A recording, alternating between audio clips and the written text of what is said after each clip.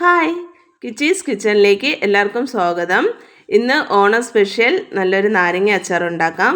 ഈ വീഡിയോ കാണുന്നവർ ദയവായി എനിക്ക് ലൈക്ക് സബ്സ്ക്രൈബും തരിക. ഒരു പാൻ അടുപ്പത്ത് വെച്ച് അതിലേക്ക് നമുക്ക് നല്ലെണ്ണ ഒഴിക്കാം.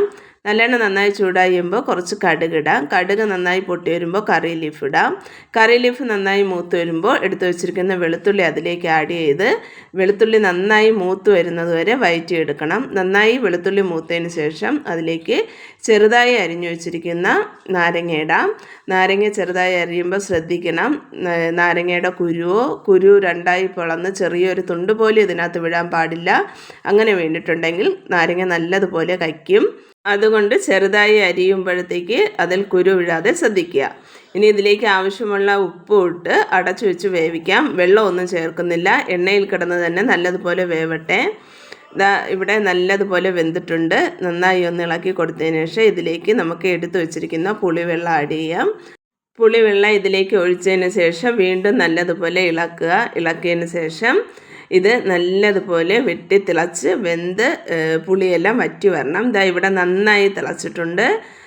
ഏകദേശം നന്നായി ഒന്ന് വറ്റിയിട്ടുമുണ്ട്. ഇനി ഇതിലേക്ക് ആവശ്യത്തിന് പൊടികളിടാം.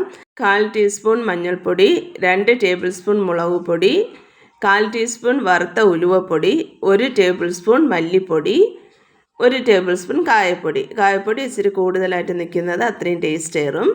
ഓക്കെ, അതും കൂടെ ഇട്ട് ഈ പൊടികൾ നല്ലതുപോലെ വെന്ത് വരണം. അങ്ങനെ നമുക്ക് നന്നായി ഒന്ന് ഇളക്കാം. നന്നായി ഒന്ന് ഇളക്കി പൊടികളെല്ലാം ഈ കൂട്ടുമായിട്ട് യോജിച്ച് മിക്സായി വെന്ത് വരുമ്പോഴത്തേക്ക് നാരങ്ങ അച്ചാർ ഇവിടെ തയ്യാറാണ്. ഇതിൽ നല്ലൊരു പുളിപ്പുണ്ട്.